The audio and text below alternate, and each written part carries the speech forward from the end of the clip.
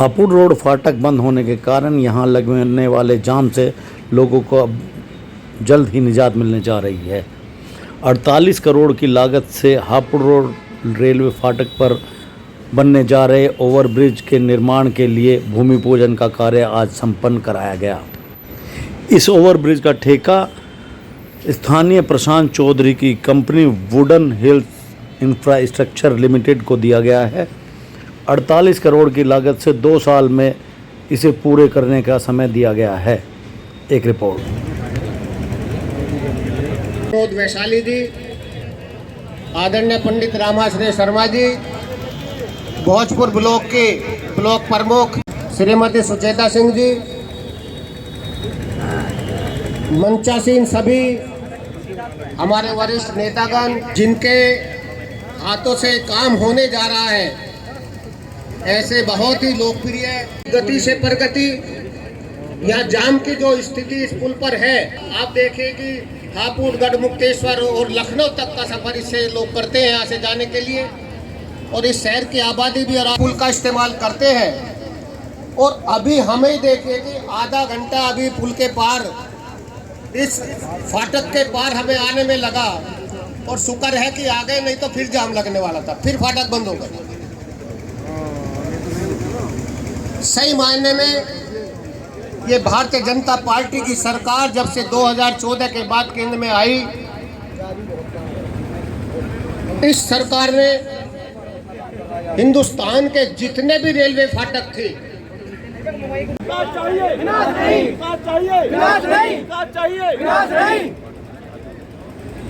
धन्यवाद पिंटल जी। मैं उन सबको बधाई देता हूँ और अपनी शुभकामनाएं धन्यवाद। हमारी मांगे पूरी करो, हमारी मांगे पूरी करो। यार आप जब मैं कह रहा हूँ मैं बैठूंगा, हाँ भाई इनका निकालना समाधान निकालेंगे, मैं बैठूंगा और जगह भाई बताएंगे और निकालेंगे, तुम बताना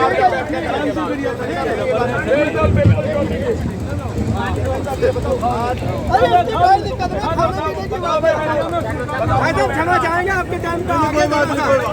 इन लोगों के साथ बैठकर इसके ऊपर भी सभी लोगों के साथ विचार करेंगे कि इनके लिए क्या हम लोग सुविधा दे सकते हैं, प्रकार से वो भी अच्छे तरीके से बैठकर इनका भी कुछ समाधान हो जाए, इनको भी कहीं कोई स्थान। एक तरह से पार वाली जनप्रतिनिधि हूँ और मैं समझ सकती हूँ कि कितनी परेशानी होती है एक फाटक को पार करने में।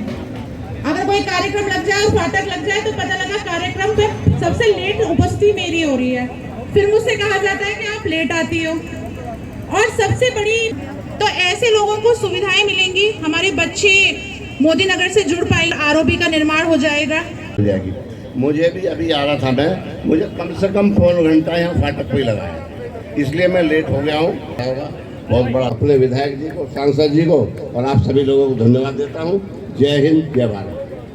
हमारे बीच में हमारे लोकप्रिय सांसद, लोकप्रिय विधायक बहन मंजू सिवाज जी, हमारे बीच में कोऑपरेटिव बैंक के चेयरमैन भाई कृष्ण विथियों, बुजुर्गों, नौजवान साथियों, माताओं, बहनों, भाइयों, कहने के लिए तो बड़ी छोटी। जब से मोदी जी आए हैं, जब से आपने देखा होगा फाटक दिन पे दिन कम होते जा रहे हैं रेल के, अब तो सब जगह ओवरब्रिज बनते जा रहे हैं। लेकिन हमें औरों से ज़्यादा अपने से मतलब है। हमारा ये जो फाटक था, हम तो क्योंकि यहीं पैदा हुए हैं, पड़ोस में गांव है, हमने देखा है कितनी समस्या थी।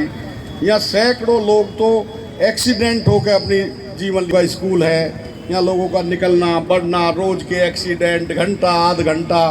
अब मैंने सांसद जी को कहा कि किधर से आ रहे हो, कहने लगे यार इसमें बताने की क्या बात है, मेरठ से चलाऊँ सीधा मोदी नगर और मोदी नगर से यहाँ। मैं ना इधर से मत आना, नहीं मैंने भोजपुर से आना।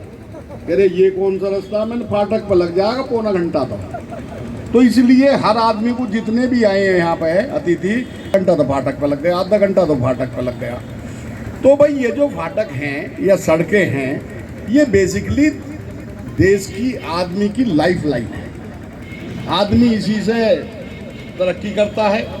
किसी को कहीं जाना है, कोर्ट में, कचहरी में, अस्पताल में, स्कूल में, और फाटक बंद है तो समझो वहाँ जो है मामला ही खराब हो जाएगा। बहुत सारे केस ऐसे हुए हैं कि मरीज को घर वाले ले जा रहे हैं और फाटक बंद है और पता लगा कि मरीज फाटक पे ही डॉक्टरों ने कीजिए आप तो लेट हो गई। तो इसलिए मैं समझता हूं कि इस फाटक की इतनी आवश्यकता कि जितनी आवश्यकता अब से पहले हमारे मोदी जी ने जब ये शहर बसाया था, जितनी आवश्यकता और बहुत सारी चीज़ों की रही होगी, लेकिन आज इस मोदी नगर को सबसे ज़्यादा ज़रूरत अगर कोई थी तो वो इस आरओबी की थी। और ये आरओबी की सबसे ज़्यादा थी, लेकिन ऐसा नहीं है कि इस आरओबी के बनने से शहर की सारी समस्या ख़त्म हो जाएंगी। इसके अलावा हमारा सीकरी का भी आरओबी है, उस पर भी आरओबी बनना चाहिए। और मैं समझता हूँ कि हमारे सांसद जी, हमारे विधायक जी जिस स्पीड से लगे हुए हैं, डबल इंजन की सरकार है, कहीं कोई दिक्कत नहीं है, तो मैं समझता हूँ बहुत जल्दी वो दोनों फाइल मेरी जानकारी में है, वो भी स्पीड से चल रही हैं और बहुत जल्दी हो सकता है कि इस पुल के बनने के साथ साथ ही वो पुल भी आपके दोनों ये हमारे एमपी एमएलए चालू करा दें। दोनों को यही काम है, दोनों को और कोई काम नहीं है, दोनों विकास की बात करते हैं। तो मेरा ये कहना है कि ये जो काम हुआ है ये शहर के लिए एक बड़ा काम हुआ है, इसके लिए हमारे जनप्रतिनिधि धन्यवाद के पात्र हैं। एक बात कह के मैं पत्रकार भाइयों आपसे अपनी बात समाप्त करूंगा, सबका धन्यवाद करके।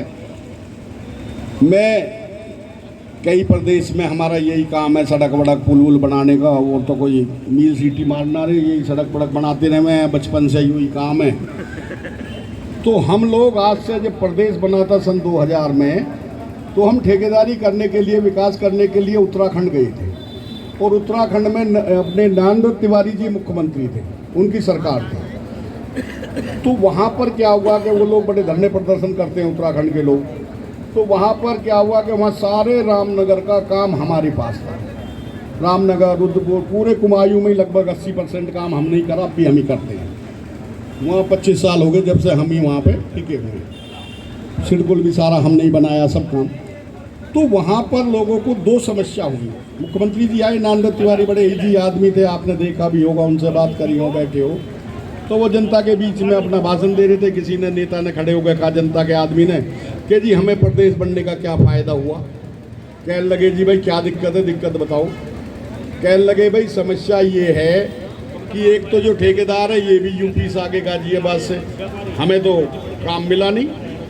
उन्होंने कहा अच्छा। उन्होंने कहा इसका इलाज तो ये है कि जितनी बड़ी बड़ी मशीन इनके पास हैं, जितने इंजीनियर, जितने तजुर्बे इन पे हैं, इतने तुम कल को आ जाओ मेरे पास, उसे ही काम दे दूंगा। इतने हैं नहीं, वो तो छोटे मोटे 1-2 लाख के काम करने वाले आदमी। अच्छा जी ठीक है। उन्होंने कहा दूसरी समस्या बताओ। उन्होंने कहा जी दूसरी समस्या ये है कि जब ये काम शुरू नहीं हुआ था तो हम ठीक ठाक रह रहे थे। जैसे आज ये पुल आधे घंटे के लिए बंद होता है, फिर चल जाता है, फिर फाटक बंद होता है, फिर चल जाता है। तो नियुक्त जी जब से ही आए हैं ठेकेदार, इन्होंने तो पूरा शहर ही खोद के फेंक दिया। अब हमें बड़ी दिक्कत हो रही है शहर खोदने से, सड़क भी बंद है, नाले भी बंद है, ये काम वो काम। तो मैं वहीं था, मुझे याद है आज वो शब्द। तो नरेंद्र तिवारी जी ने एक बात कही थी कि देखिएगा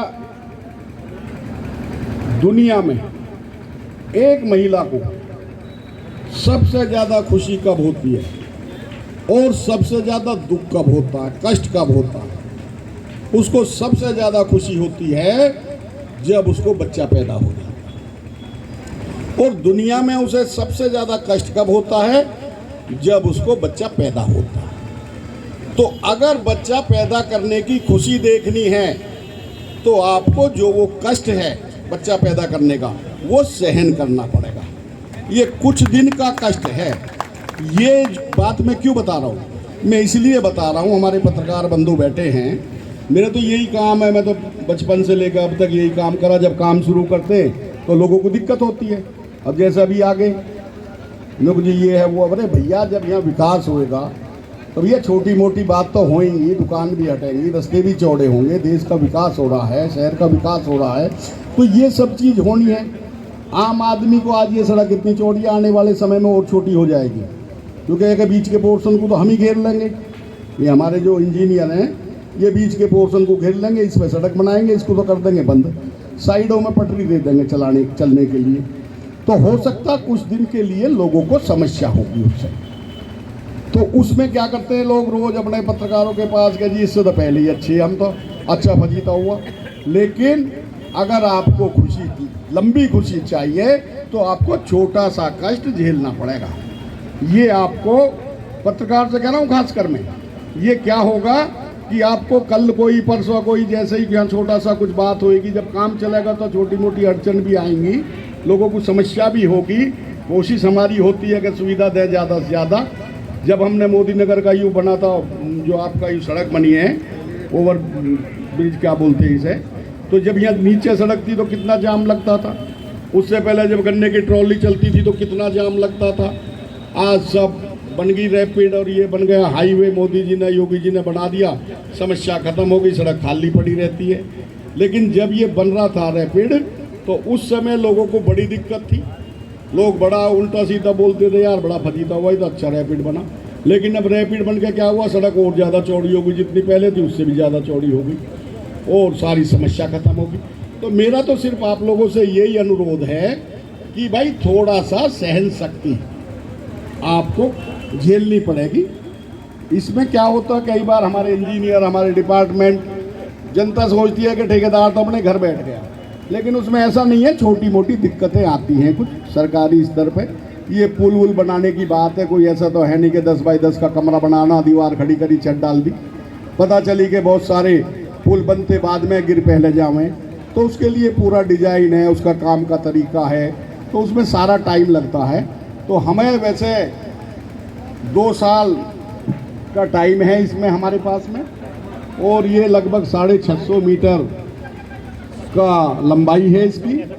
उधर को ज़्यादा है क्योंकि ऐसे उतार भी है और ऐसे उतार भी है, और 250 मीटर को इधर को है, तो ये लगभग 650 मीटर की लंबाई है। और इसकी लागत कितनी है भाई, 50 करोड़ के आसपास है,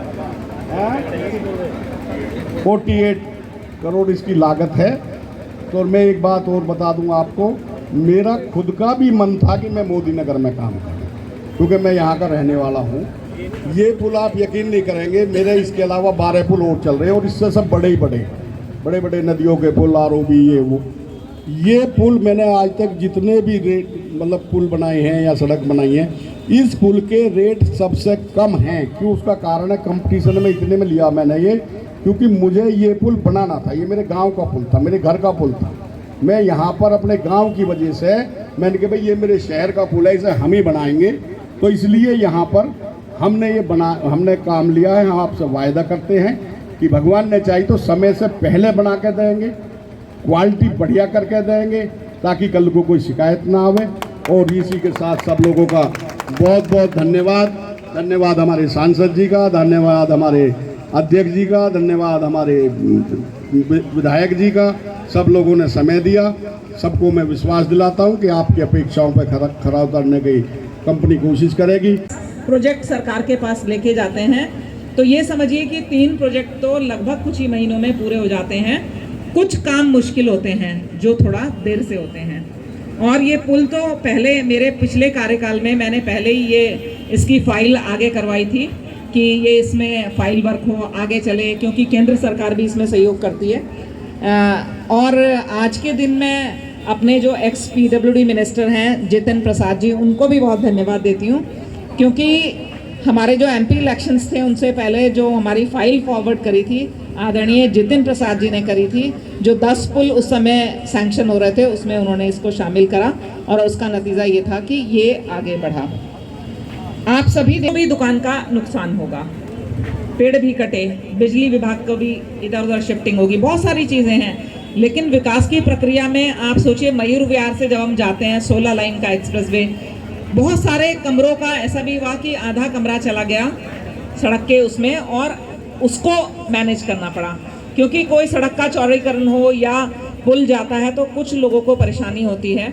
लेकिन कभी भी ये नहीं कहा गया कि हम अपने जो पीड़ित पक्ष हैं उनके साथ नहीं रहेंगे। विभाग को भी निर्देशित किया गया था, जो हमारे इंजीनियर्स हैं उनको भी मैंने पिछले 1 महीने में कई बार बोला कि हमारे SDM जल्दी बदले हैं, तो जो हमारे एट प्रेजेंट SDM हैं उनसे वार्ता करें, क्योंकि शहर में जो भी चीज़ें करते हैं SDM के माध्यम से होगी, तो वार्ता करके दुकानदारों के इशू देखें और हम क्या उनके लिए बेटर कर सकते हैं वो करा जाए।